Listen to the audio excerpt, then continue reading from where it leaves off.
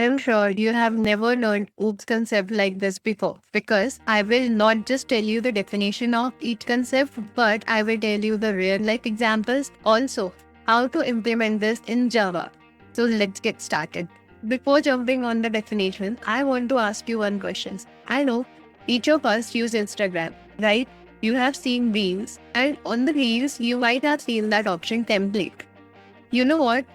If you use that template to create a similar kind of reel, what you need to do, you just need to take the template, replace the data with your data, whichever photos, videos you want to use, you keep your data there and click on the create button. Your reel is ready to use. What you have done here, you have given the data and then performed the action to create that reel. That is all object-oriented programming is all about. It is based on object and classes. And what are the classes? Classes which act as blueprint or template for object. These classes helps us structure our code in a clear, reusable and organized way.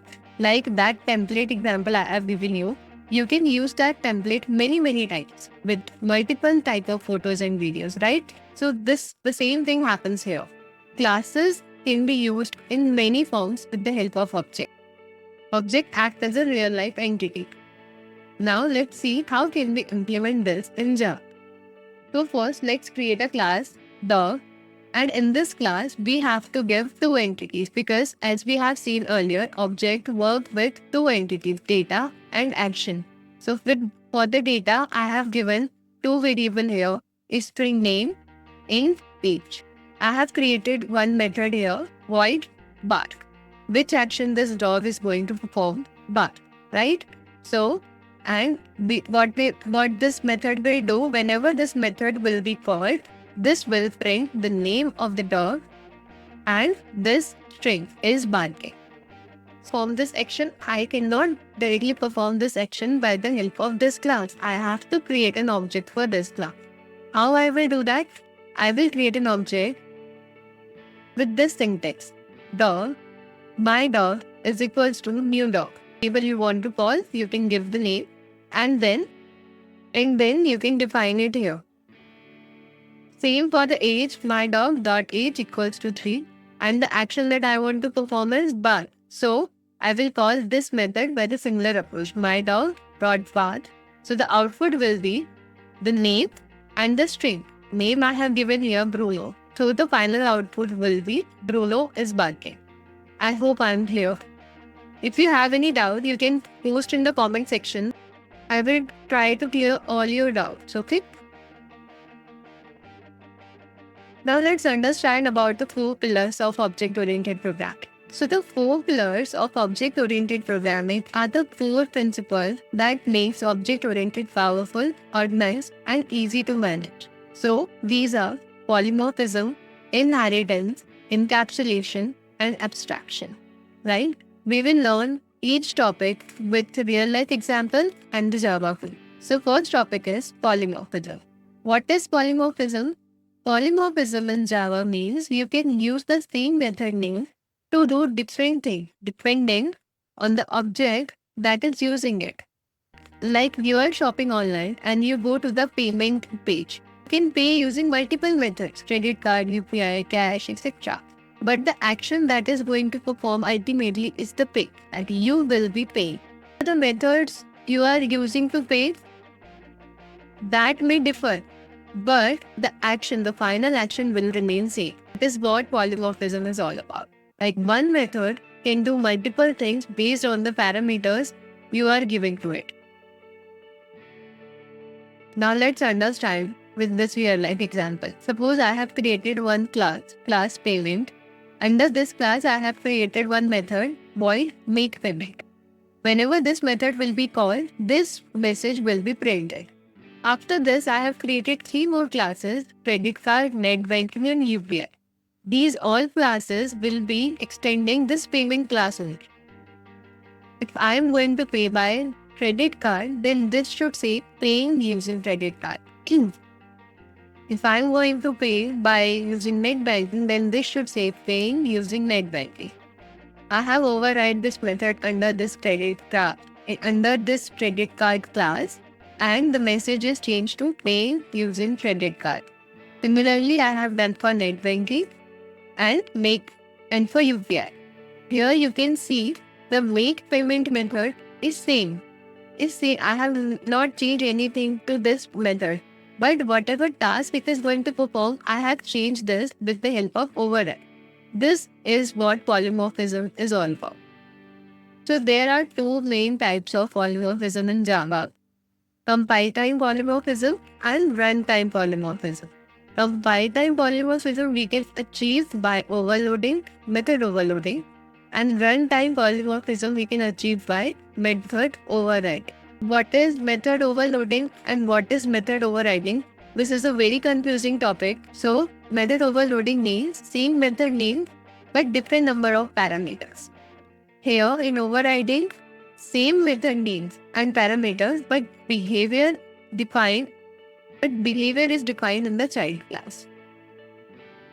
Now let's understand what is method overloading. Method overloading means creating multiple methods with the same name in a class, but the number of parameters or type of parameters should be different. It allows the method to perform different tasks depending on an input. For example, think of a person ordering a pizza. If you say just pizza, they will bring a regular one. But if you say pizza with cheese or pizza with olives and mushrooms, they respond differently, right? The action, ordering is the same. Like ultimately your order will be placed. But what you get will depend on how you ask. That is method overloading. Here, how we implement method overloading in Java. I have created one class pizza order and a method inside a class void order pizza. Whenever this method will be called, this message Bob ordered a plain pizza will be printed. So void order pizza with string topics. This will print Bob ordered a pizza with topic. Whichever topic you will give, it will be printed here. Suppose if I will give two topics, like method name is same, but the parameter number is changed. So this will print Bob ordered a pizza with topping 1 and topping 2. Let's create an object for this. Pizza order Bob is equals to new pizza. If I call this method without any parameter, this will print plain pizza message. And if I call this same method with single topic, like with the single string, single parameter, this will give me one topping pizza. Suppose the method is same, but the number of toppings I have given is different. Then that method will perform in that way. That is how we can overload a single method with all these parameters. By changing the parameter, by changing the type of parameter and the number of parameters. I hope I'm here. Similarly, what is method overriding? Method overriding means redefining a method in a child class that is already defined in a parent class using the same method name and parameters. Imagine there is a general family rule like that says on weekend we wake up at 6 a.m. and go jogging. But the son says, no, I will override that rule. I wake up 10 a.m. and watch Netflix. Dad made a plan for weekend. But the same plan was overridden by the child that says, no, I will watch Netflix, I will not go on jogging. So the same plan was manipulated by this kid. Now let's see how can we implement this in Java. I have created one class dad. And under this dad class, I have created one more method, weekend routine.